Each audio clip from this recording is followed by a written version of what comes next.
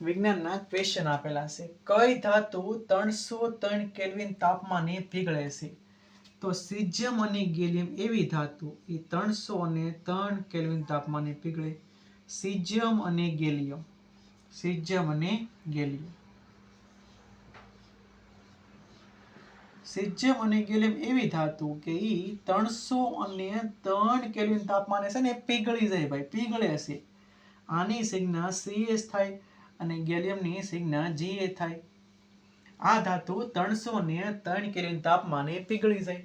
હવે કઈ ધાતુને સાકુ વડે કાપવામાં આવે? તો લિથિયમ,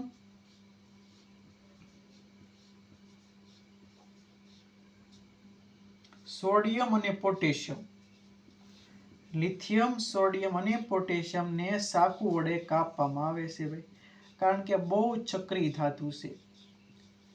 લિથિયમ, સોડિયમ ને પોટેશિયમ. લિથિયમની સંજ્ઞા Li થાય, સોડિયમની સંજ્ઞા Na થાય અને પોટેશિયમની સંજ્ઞા K થાય.